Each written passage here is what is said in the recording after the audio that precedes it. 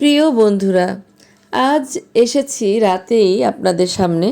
দেখেন আমার কামরাঙা গাছে কত ফুল ফুটেছে। শুধু ফুলই নয়, একটা সাইডে তো ফুল দেখালাম, এবং আমার কামরাঙা গাছে অনেক কামরাঙা ধরেছে।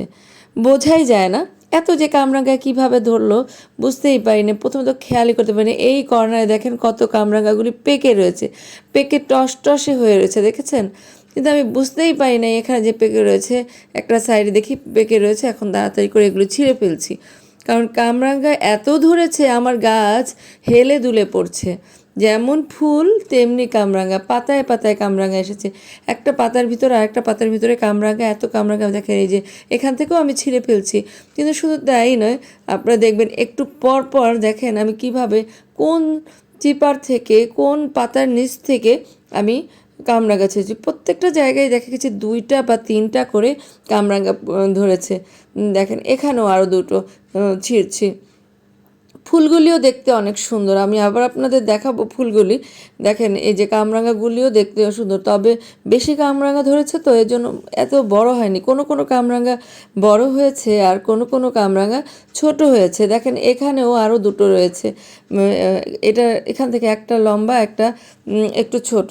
এবং আমি আরও দেখছি, দেখেন ওই যে ফুলগুলিও কিন্তু দেখা যাচ্ছে যে এরকম না যে শুধু কামরাঙা গাছের ভিতরে ধরে আছে, তাও না।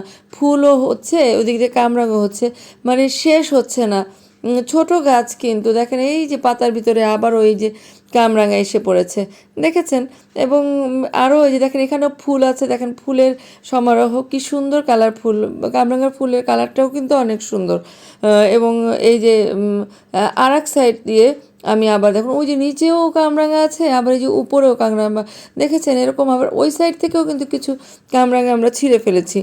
এখন দেখেন এখানেও আরও কামরাঙা আছে এবং আমি এগুলি ছিঁড়ে ফেলছি। দেখেন কি সুন্দর, ছিঁড়তে যে কত ভালো লাগে চিন্তাই করা যায় না। এত ভালো লাগে কামরাঙা, দেখতে যেমন সুন্দর তেমনি ছিঁড়তেও ভালো লাগে। এবং আমার গাছটিও আসলে অনেক সুন্দর, কেননা গাছটি হচ্ছে অনেক ছোট। এই ছোট গাছে এত এত ফুল ফুটেছে আর এত এত কামরাঙা ধরেছে, চিন্তাই করা যায় না। আমার কামরাঙা গাছের টবটি আসলে ওরকম কোনো ভালো একটা টব তা কিন্তু না, আসলে কামরাঙার জাতটা খুবই ভালো।